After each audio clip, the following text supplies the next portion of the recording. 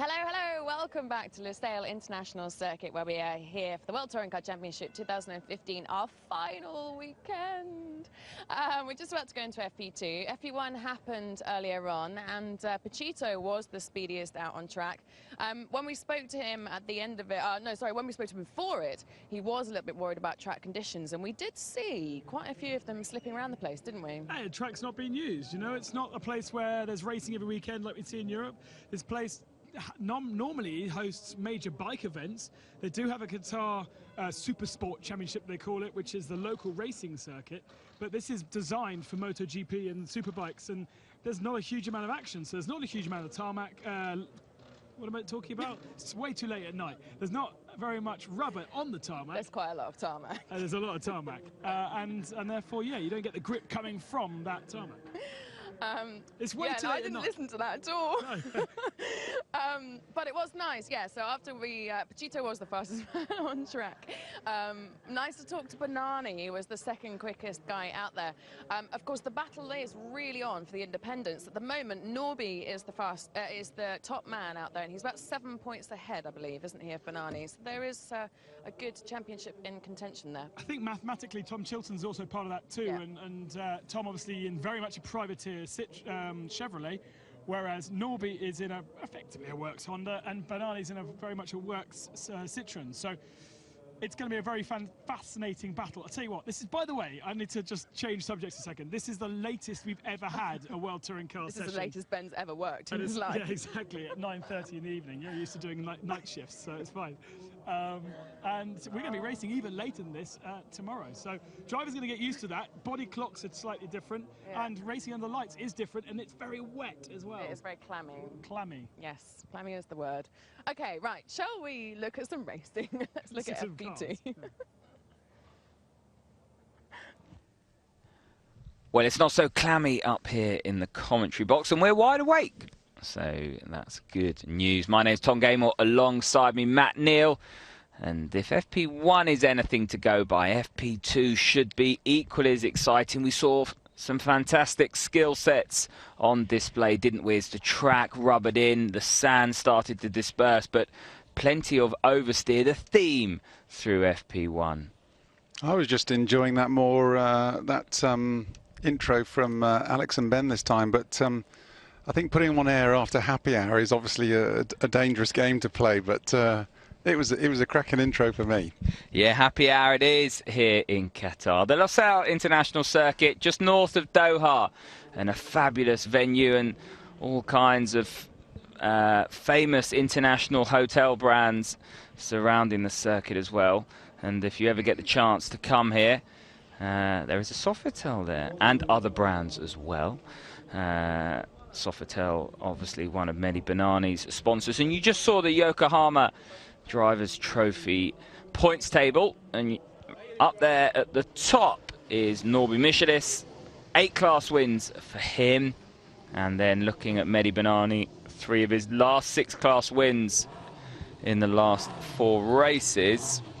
So that is fairly ominous. And if you look at his FP1 pace as well, very quick. Mehdi Banani, second overall, splitting the 2 factory Citroens, Jose Maria Lopez and Sebastian Loeb. And talking of Sebastian Loeb, that's another title battle, this time in the main championship. Sebastian Loeb 5 points ahead of his championship rival Ivan Muller, and Sebastian Loeb with 4 wins in 2015 to Ivan Muller's 5 wins, so quite evenly matched there. But nevertheless, 5 wins for Sebastian Loeb, bearing in mind you've got 9 wins for Jose Maria Lopez.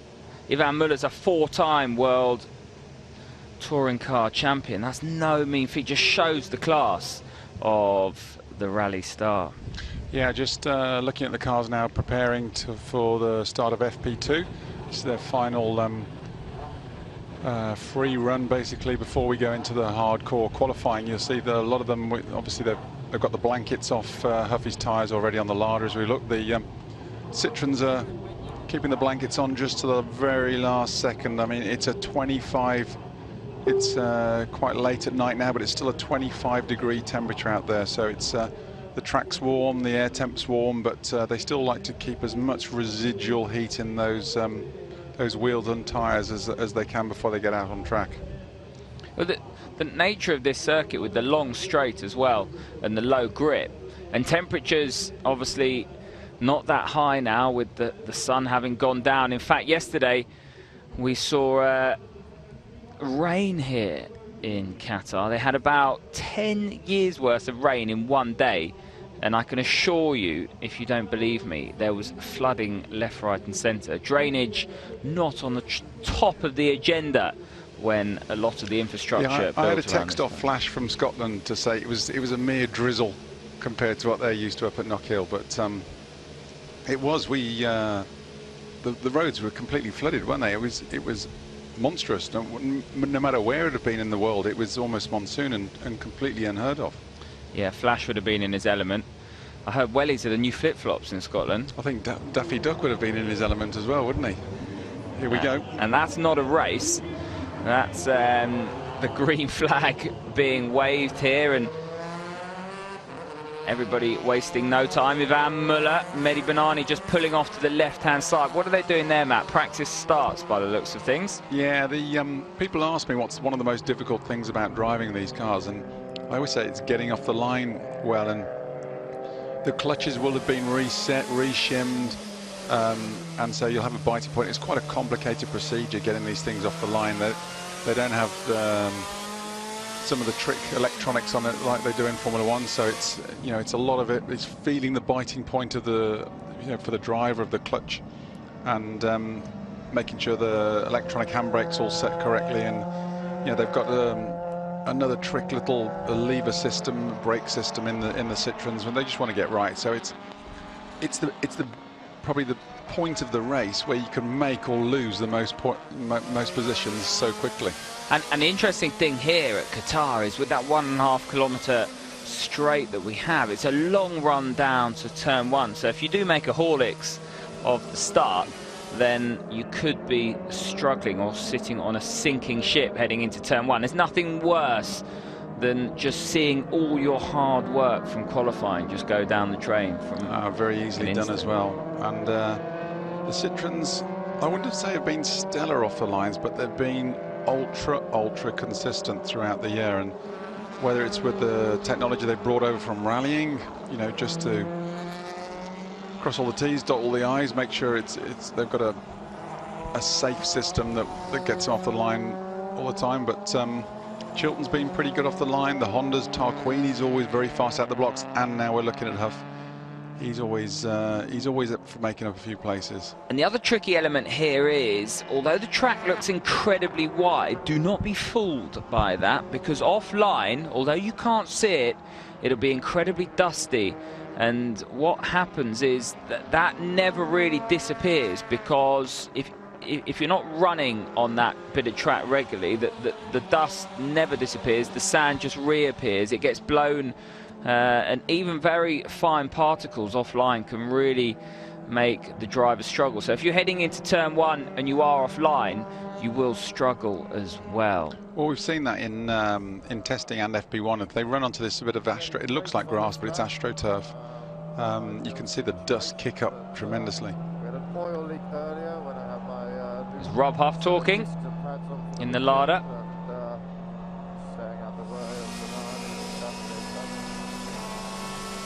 Don't want to brake too hard too soon, because don't want to overheat the disc and the pad. Sort of bed the material together from the pad to the disc. And, it's quite an easy process to get wrong. Turn one, quite a fast turn one, and turn two. Very slippery here. Quite a lot of oversteer and understeer. Got a Honda coming behind me, so keep out of their way. So I'm getting behind. See, I'll go flat right-hander at turn three. Very fast sweeping corners here. You can see why the motorbikes love it so much. I think it's going to be great for racing. Very slippery, so easy to make a mistake. Double right-hander, and quite a over-confidence inspiring circuit on the basis that you can really barrel into the corner at a hell of a rate of knots, and then find yourself far too fast at the apex, and unlike most circuits, because it is so slippery, the rear of the car is just rotating and you're getting a lot of oversteer in the middle of the corner. Again, another long right-hander, uphill on the exit, downhill, got a lot of wheel spin there when you're going on a fast lap. Fast kink right-hander, another tight left-hander which is opening on the exits, giving us quite a lot of room all the way out to the right-hand side. Up to fourth, up to fifth. I'd say just trying not to overheat the brakes, but at the same time trying to just keep a nice amount of temperature in. Very fast combination of right-handers here. Again, easy to run wide on the exit. Tighter one, and then a little bit more open for the last one. And then a very fast left-hander onto the sort of short back straight, and quite amazing that it's over 90 degrees, but we're carrying fourth gear through, and very quick at the end of the lap. Very difficult braking for the last corner, very easy to again overshoot it. Going to get a good exit here onto the long start-finish straight.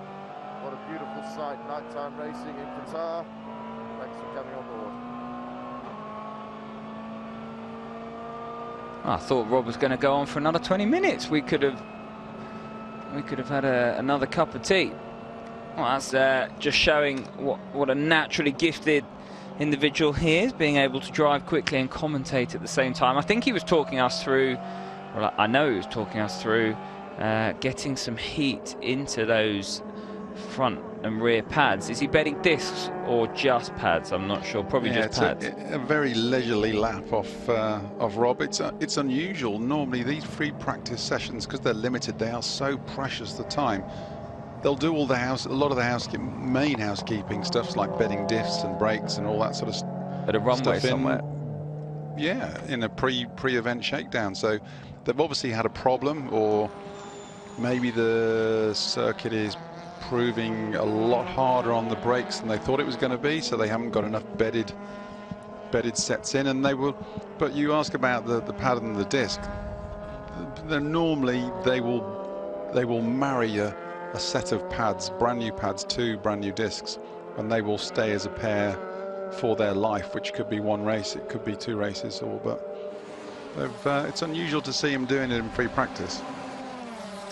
So 23 minutes still on the clock. You're looking at Ma Qinghua in the Citroen, the factory Citroen car.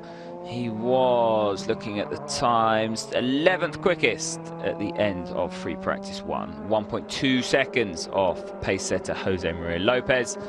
And in this session, he's already up to 5th. Mehdi Banani still ahead in 3rd. What a good round he's having so far in the Sebastian Loeb Racing Citroen. I say so far, that's obviously hooked up out of the truck. And there is an element of uncertainty when you come to a new circuit like this, Matt, and the engineers don't quite know, the drivers don't quite know. He's still got his hazard lights on, going down into turn 1. Maybe that's because he's going wide. But when you have a good race car out of the truck, it's a great feeling. It's about crossing the T's and dotting the I's from then on, and not making mistakes throughout the weekend. Now, call me a suspicious old fool, but the Sebastian Loeb racing cars, you know, I'm talking Banani is the main really privateer, because Ma is almost a 4th factory car, even though they've had full data all year and everything. They both started off incredibly strong at the beginning of the year, and you'd think they're only going to get better. And those two cars then have sort of dropped away, and they've had a bit of a rough mid part of the season when the 3 factory Citroens have carried on, you know, regardless, winning races and everything. Suddenly, when Banani's got a sniff at the Yokohama Trophy, he's back on the money again. It's almost like they've had the wick turned down mid-season because they were too close to the factory cars, and suddenly Citroen have gone, oh right, we can have a crack at this anyway. When they thought, you know, Michelitz has been a class act in the Honda for the last couple of years with the Yokohama, they think they can have a sniff at it with Banani, and they've turned him back up again. Yeah, no, I can't disagree with that theory, and certainly if they hadn't turned him down, they've definitely turned him up, because Citroen in with a shout of taking both the drivers' trophies home. They've already won the manufacturer's trophy. And for the team's trophy, it's Raul Motorsport at the moment that lead Campos, then it's Zengo. Sebastian Loeb Racing down in 4th, but still with a mathematical chance. Potentially not. But nevertheless, for the driver's trophy, they've got a chance. So have they turned that car up? We'll wait and see. Nicolas Lapierre, the Frenchman, who's a single-seater convert, lots of success throughout his career, and then progressed into LMP1, the FIA World Endurance Championship with Toyota. The rumour was he got asked to leave there. He was a little bit inconsistent, that's what I heard, but that is just a rumour. He's come in here, he's teammates to Rob Huff and Nicky Katzberg, and he's doing a good job in a car that he certainly hasn't grown up driving. If you have ever driven a single-seater and then moved to something with a roof, you'll know that everything just slows down ever so slightly, that the roll of the car and the way you drive the car. And one of the hardest things I ever found, and I never drove a front-wheel drive car competitively, is how you correct the car. I just find that fascinating, because say Jose Maria Lopez, put him in the same sentence, it's a completely different way of driving. Yeah, but they don't handle like you would pigeonhole a typical front-wheel drive car. These things, you know, they react more like a rear-wheel drive car, but with front-wheel drive attributes. So there are some little quirks and things, but you can train yourself. And you know, the one thing they've got now is, which they didn't have years ago, is so much data. You know, the younger drivers or newer drivers come in, and Lapierre can just study Huff's and Katzberg's data, and he can see where they're going, how they're doing it, what they're doing it, every last detail. And all he's got to do is go and replicate it himself and see if he can pull something up and bring something else to the party. What's the difference between the Honda that we see here on the World Touring Car stage and the Honda that we see in your hands on the British Touring Car stage? If you go back 10 years, they were probably identical, absolutely identical, when we were running normally aspirated engines with chassis, with engine, everything. Then the British Series decided to go, in the World Series they went with a 1.6 turbo engine because it was this global engine. When the British Series, but they are expensive. To develop a global engine, you're talking minimum 1.5 million to develop, and then you've got to start building the engines. A lot of them, you know, you'd be talking a lease for an independent team would be between 1 and 150,000 a year just to lease an engine, and then they're very sensitive. The British Series, because it's a national championship, went with a 2-litre engine, so it's bigger capacity, so they could achieve the horsepower easier, but they were a lot cheaper. So to develop one, it could be between 50 and... Ooh, Valente finding the limits. Kept his foot in. And that boy's never short of commitment. You'd be looking at 50 to 100,000 development, and then engines would be about 30 to 35. He's still trying, isn't he? The balance on that car, as I just interrupt you, is certainly induced by the looks of things by the driver, but he likes to get that rear rotating. He's definitely getting stuck in. But if you go on horsepower, you know, power output of the engines, the British and the world, very, very similar. They're actually slight. The British cars are maybe 10 horsepower, 15 horsepower down, but they've probably got more torque because they've got a bigger engine capacity. So, you know, it's different ways to skin a cat. Obviously, it's a national one, the British one, it's more affordable. What I'd love to see is a return back to the UK shores for a World Touring Car round, and then, like we see in the bike world, the ability then to get wild cards into that to make the grid more sustainable. Yeah, unfortunately, like the bikes. With the bikes, it was great. You get the local riders from each championship. You always get about 5, 6, 7, 8 of them on the back of the grid, WTCC, and some of them feature. Yeah, they stopped it. They stamped it out because they didn't want it, even when the regs were very similar. Now with the chassis, the regs have gone completely far apart. The British Series is a stock next generation series with a lot of common parts, and they've now gone much more upmarket with these TC1. You know, they're almost like mini sports cars underneath, so a lot more aero. Lighter, wider, so So it won't happen, is what you're trying to say. Unfortunately. Not at the moment, Josephine. Unfortunately for me.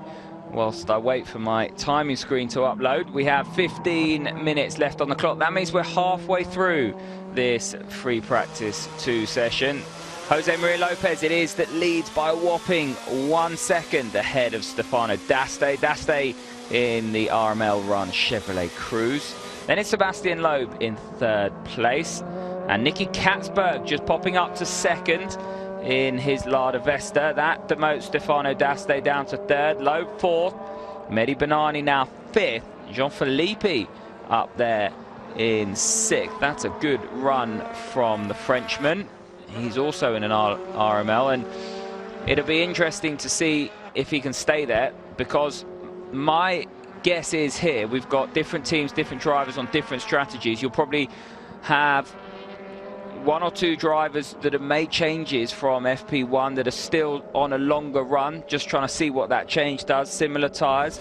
And then at some stage you've got to have a look at your ultimate pace, haven't you? Your 1 lap pace. Yeah, it's good showing from some of the Chevy guys so far. The interesting thing, or the worrying thing for them, is obviously Citroën, Honda, Lada, with the factories behind them and the might. They're not going to stop tonight or tomorrow night developing their cars. They're going to continue working all the way through the winter for when they hit the first race next year. So the Chevy hit the ground well, but then it's lacked the big finance behind it to continue developing it. It's fundamentally a good car, but it just lacks that manufacturer touch. That's all it is, funding though, because the RML stable has the facility to a certain extent to develop, or has the history. Absolutely. I mean, they proved the class when they were running the Chevrolets back in the previous Formula. They were just the class of the field. So it's a shame we can't see the likes of RML going head to head with with a factory backed against the Citroëns, because I think we'd have a real great scrap on our hands. Old-fashioned British engineering, and Jose Maria Lopez has just put Ivan Muller in the shade ever so slightly by 9/10 of a second. Last time around, Ivan Muller closed the gap right down, but Jose Maria Lopez on a flyer, and it doesn't look as though Ivan Muller's going to match that on his current lap. Sebastian Loeb now in the mix. He's 4/10 of a second shy of his teammate Jose Maria Lopez. So it is a Citroën 1-2-3. Lopez, Loeb, Muller, Nicky Katzberg again going well in that Lada in 4th place. Nobby Michelis in 5th. Stefano D'Aste. Shout out for the Brits. Tom Chilton down in 10th in his Chevrolet Cruze. He's got a mathematical chance of that Yokohama Drivers' Trophy as well. And then the Lada Vesta Rob Huff, he hasn't set a representative lap time yet. He's down in 18th, so he is going through some kind of bedding in process. He's back out on track now, there you can see, so that'll be a competitive run by the looks of things. D'Aste on a very quick lap now, whether he's got the new toes, covers. Lopez as well, that carrot. Ooh, I think I think he might have... New race suit. He does wear some classy race suits though, doesn't he? Yeah, with his lederhosen and his dapper suit. Captain he's always, America. Yeah, superb. He is an absolute character. He's come from the bike world as well, hasn't he? Yes. What I would say, having been in the bike paddock for the first time this year in World Superbikes, there's a huge amount of characters, and they're allowed to show their character as well, and I really like that. It's unusual seeing a bike guy coming across and being really... I mean, we have seen it in Wayne Gardner down in Aussie V8s and all that sort of... But Stoner's tried it, Casey Stoner, and he struggled. He really struggled. Aaron Slight was, you'd have to say, middle of the water. He didn't have a fair crack with a great car, but he didn't struggle. D'Aste's probably adapted to it better than most, because with a bike there's so many alternative different lines you can take and styles, and your weight transfer of what you do has so much bearing on it. Car is a different beast altogether. one of the Ladas running wide. I agree with you. John Surtees obviously did it to a World Championship level. Steve Parrish, my co-commentator, he drove trucks very successfully on the world stage, but I can't commentate on how a truck feels. Big, exactly. And I think they're pretty frightening. Yeah. You know, I mean, they do 0 to 60 in about 4 seconds, don't they? Or 0 to 100. Oh yeah, they're incredibly quick. They're not cumbersome at all. Very, very fast. They're limited to a certain speed, aren't they? So they don't create more chaos. All I know is they wipe out everything. Yeah, they hit everything. Towns, cities, when they go off. You need a dam. Style. Need a dam to stop one of them. Just saw a glimpse of Nasser Al Attiyah, bronze medalist at London 2012. So got to be the first Olympic medalist to compete on a world touring car stage. A few other firsts. It's our first night race in the World Touring Car Championship. We'll have both races live for you on Eurosport tomorrow. Also, first time World Touring Cars was raced on a Friday tomorrow. So plenty of firsts. That is because of a date change requested by Qatar due to a political event tomorrow, and also to get out of conflict with the Formula One that's not a million miles away in Abu Dhabi. Their last round of the 2015 season, as it is in the World Touring Car Championship. A few slow-mo replays of the cars moving around. It's good to see, and this is where the drivers earn their money, in these low grip environments, and also an environment that they don't know well. This is the first time that the World Touring Car Championship has visited this track, and it's not a track, as we said earlier, it's really a track that is orientated around bikes. Cars and international championships don't come here too often. Yeah, I mean, the track is a low grip surface, but it is going to start, you know, they are going to be laying rubber down, which we can see. So the track is going to be, Valentine's right on the edge, isn't he? But it is going to be rubbering up as, you know, as the day goes on and in tomorrow. But, they'll have been more looking for race pace, durability, seeing how the tyres are going to fare. And Valente's trying hard there. Give him his due. In FP1. That's the corner where he went off, and just see how much sand was sitting in that AstroTurf. Yeah, and that wrecks everything, because one, he loses speed down the next straight and exit speed from the corner, but then his tyres are also dirty for when he gets to the next corner. So it's it gets you on both accounts. It looks like he's finishing a lap. We can see where he is. Well, you can't fault his attitude. As you said, 2 speeds, flat out or stop, Hugo Valente. And I remember the commentary I did at the beginning of the year when we were in Argentina. He had 2 massive accidents. Didn't make the races, did he? No, it's not a spectacular lap. It was good in sector 3. He was the fastest of anybody, but yeah, purple 3rd sector. Oh, there you go. Sorry, he's just popped up. My timing screen was slow. P2. Yeah, P2 for Hugo Valente in the RML Chevrolet. 0.2 of a second shy of Jose Maria Lopez in that factory Citroen. Then it's Sebastian Loeb. He is 3rd, also in the factory Citroen, and his teammate Marco Hua, also in a factory Citroen, 4th. Mehdi Benani in his Sebastian Loeb run Citroen is 5th. Stefano D'Aste, the effervescent Stefano D'Aste in his Chevrolet, rounding out the top 6. Nicky Katzberg now down to 8th. That's the top Lada. He's just behind Ivan Muller, who slots into 7th. And then Norby Michelis is in 9th. Michelis still with some pace to find. He's half a second off his championship rival now. And it's not just the time difference, but he'll be worried about how many people can fit in that gap. You know, the likes of Stefano D'Aste, Nicky Katzberg, they're not going to be easy to pass. Tom Chilton will be up there and thereabouts. Nicolas Lapierre, Rob Huff once he finds his feet. And these are individuals that if they split Mehdi Benani and Norby Michelis on the grid tomorrow, then Michelis could be in for a difficult day's racing, or evening's racing, so to speak. Guevara de Moustier. Just watching de Moustier over here. I mean, in his Chevrolet Cruze, the Chevys should be on the money this weekend. They should be better. They're the lightest of all the cars, Mark. So Lada's just 10 kilos heavier than, but obviously the Honda and the Citroen are going to be substantially heavier. So they should, you know, they should fare well. It's a long lap. It's going to be tough on tyres through the weekend. Even though we're at night, it's, you know, the ambient's still warm. It's a low grip, which is going to be hard on tyres as well. So, you know, if they need to stay out of trouble, see if they can pick some scalps off.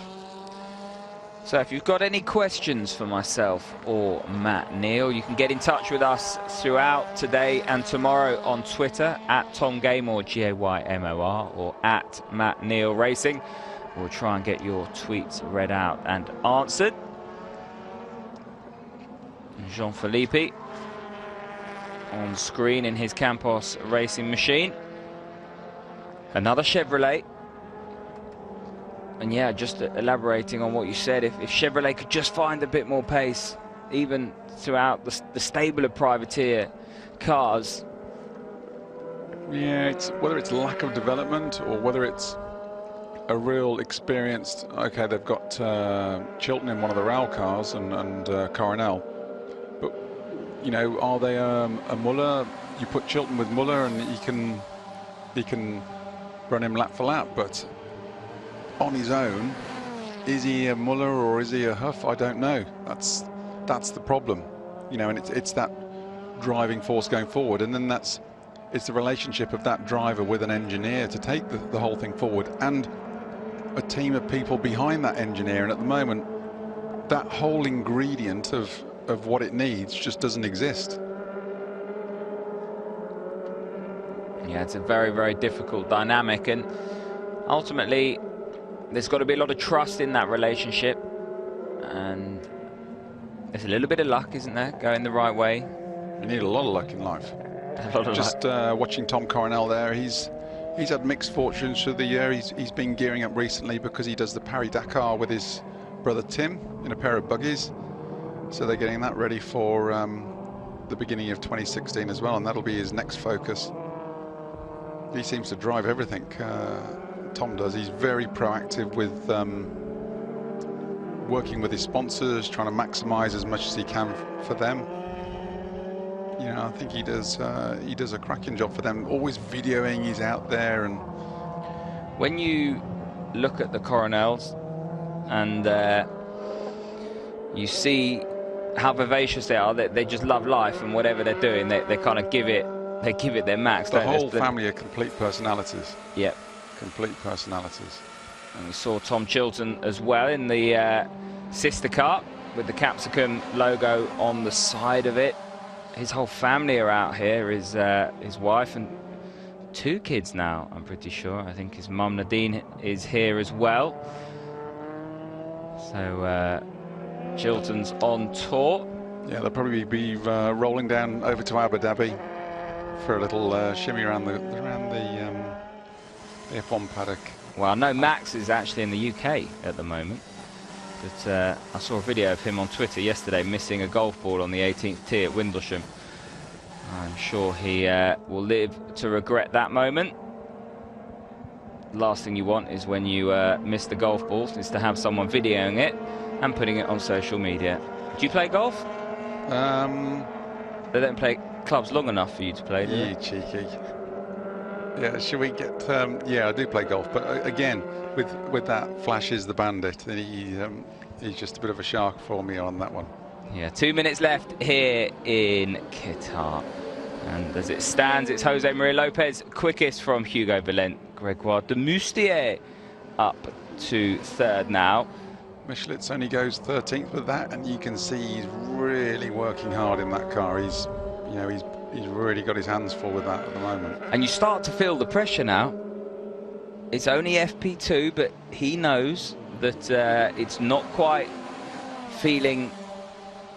The feeling he's getting from the car is not quite what he wants at this juncture, and the time's not there at the moment either. Well, after 1 minute 30 seconds left, the next time he's going to sit in that car is Q1 in the morning. So either that, or they still might be doing things. You know, a lot of them, some will be running. I can only guess that a few of the others have run de Moustier and co have run new tyres.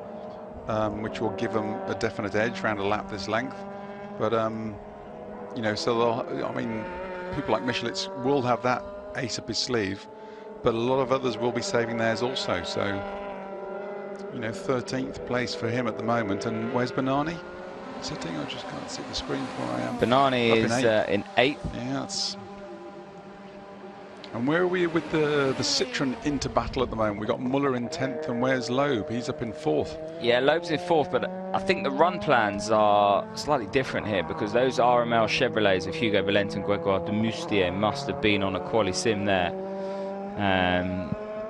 Either way, if they're not, they're very well placed in 2nd and 3rd, separating Jose Maria Lopez and Sebastian Loeb. But Tom, no matter what they do, who's at the top of the pile? However they run the car, whatever format, whatever sim they're on, they must be thinking, what have I got to do to beat this guy? And that's not just his teammates, that's all of them. Yeah, Jose Maria Lopez, he was a champion in Formula Renault V6. He beat a very, very talented grid to win that championship, and then what he went on to achieve after that in single-seaters was special. And when you looked at him, you just felt that there was something about him. You know, he was that good. And he didn't have the funding or the backing. His career fell away a little bit. And he almost fell into this World Touring Car Drive. Well, he fell back into Argentinian National Series, didn't he? Yeah, well, it's a very strong... The Brazilians have a very strong series as well, so do the Argentinians. But he got an opportunity, and he ummed and ahed about taking it in that BMW. And he won the final race of the World Touring Car Championship a few years back in Argentina, in an under-fancied Muller's hanging BMW. out here. It'd be interesting to see what... I haven't got Ivan's split times on the screen at the moment. Be interesting to see what he comes up with. He's off. 2/10 off. Look, is he backed off here? Backed off. Tell you what, the flag marshal needs some artistic impression there. Yeah, he wouldn't get the vote at Indy, would he? No.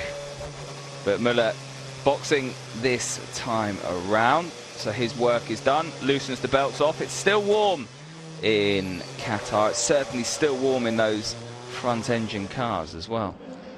Yeah, I think Muller, he must be thinking how wise Loeb got the you know, the plank to walk. Why can't they make Lopez? You know, because he, you know, I still think when Ivan's on the top of his game, he's a tough act to follow. But I think the last 2 seasons, Lopez has been such a clock, and, you know, so strong throughout. Muller's head goes down. And it's almost the changing of the guard to a certain extent, because what Ivan Muller's come up against is someone special. You know, it's not just the fact that Ivan's head's gone down. It's taken something special to beat him. Many people have tried over the years. I agree with that, but any driver, any age, needs to feel loved in their environment. Agreed. If they feel loved and they feel everyone's behind them, they will find that little bit extra. Agreed. Ivan is not he hasn't been in a happy place. And it shapes your emotive reaction to every situation. You know, if you are frustrated and you make a small mistake in qualifying, then the frustration that you're carrying through the year comes out, and you overdrive the next lap. It just never quite works out for you when you're of that mindset. Whereas when it is going your way, you have the ability to forget things. You stay cool, calm, and collected. You can walk on water. Yeah. You know, you can do anything. If you do it wrong, it works out. Well, that is our coverage for Free Practice 2 here today. It rounds up our coverage for the day. The next time we'll be back for you on Eurosport will be tomorrow. That'll be on Eurosport 2 qualifying. Both races on Eurosport 1 for you live later on in the day European time. But as it stands, looking at the classification for Free Practice 2, Jose Maria Lopez fastest from Hugo Valente, Grégoire de Moustier in the second of the RML Chevrolets in third, Sebastian Loeb in his Citroen is fourth, Jean-Philippe, the Frenchman, in fifth, ahead of British driver Tom Chilton in sixth. Then it's the 2 Citroens of Marc Quinroy And, well, actually, Marco Inquart just popping up at the end of that session to third. Oh, no, he's back down to seventh. So my timing screen is doing strange things. Mehdi Banani rounding out the top 8 in his Sebastian Loeb racing machine. Rob Huff climbed up to 15th at the end. Gabriele Tarquini down in 14th. Ivan Muller in 11th. And Lapierre bringing up the rear in 18th. Just noticing the gear lever on that on the inside of that Michelitz's Civic is it's not smooth, it's a hard surface, which you know, you have to be very brutal with your input. Pit with a very sparkly helmet. It looks amazing under the lights. But sadly for Gabriele Tarquini, not a particularly fast session, 1.5 seconds slower than Pachito's ultimate pace. Is that reflective of what you guys have got this weekend? Yeah, track is very different from what we supposed to be, coming from the map, I mean. And also it's full of sand. It seems that our setup didn't work really well with this very dusty track. So no grip at all. Also with the fresh tires, I struggling a lot to have the right line and the right feeling. We must to change something for tomorrow. Now you're quite used to changing things between races, and sometimes it works, sometimes it doesn't. You go into qualifying basically blind with a big change? Yeah, I mean, with this setup, we are not going far away. So we need to change something to adapt our car or to the track, to the condition of the track, because it's totally slippery. I mean, with this sand, you can see follow other car, and you have sometimes very slippery condition, and we must change something. Okay, good luck for tomorrow. Thank you. Well, I have to say, that's a bit of a worry for the factory Honda crew. Gabriele Tarquini and Thiago Montero, they will have to throw the kitchen sink at it overnight. Jose Maria Lopez is top testing. He's topped FP1, he's topped FP2 now. And so all looking good for the Argentinian at the top of the tree. The RML cars well placed in that second free practice session. The Chevrolet Cruze going well around this Losail circuit. Muller down in 11th. And there is Tarquini 14th and 16th, Matt. Work to do at Honda. It's not looking pretty for the Castrol Honda boys, and Michelitz well, is maybe not 13th. so good for Gabriele, but someone who is smiling down here is Mr. Valente. Hugo, what's it like out there? It's good. It's great racing at night, to be honest. First time, so it's a great atmosphere. It's cool to be here at night. It really doesn't really change much, to be honest, because we can see the track very well. But the atmosphere is very, very enjoyable. We saw a few slides. It does look pretty slippery out there. Yeah, it is pretty slippery. I mean, I don't think there's much going on this track usually. We're in the middle of the desert, so when we don't run the cars for a few hours, then with all the wind, it gets sand on the track, and it's very slippery when you get outside the line, I would say. And if you go on the green stuff inside or outside the corners, it's a nightmare. Is it fun though out there, and in the dark with all the lights? Yeah, it's really fun. Those all the lights, as you said, and even the track. To be honest, I was a bit skeptical coming here because I did some simulator, and I thought it would be a bit boring and difficult for our car. Turns out it's a pretty fast circuit, and that's what I like. So it's great, but it's very tricky because it's very slippery, and it's going to be hard to overtake. Good stuff, exciting stuff. Thanks, Hugo. Well, we've certainly enjoyed the action here today from the Losail International Circuit. Please do join us tomorrow for qualifying and both the races live on Eurosport. From myself, Tom Gaymore, and Matt Neal, we'll see you then.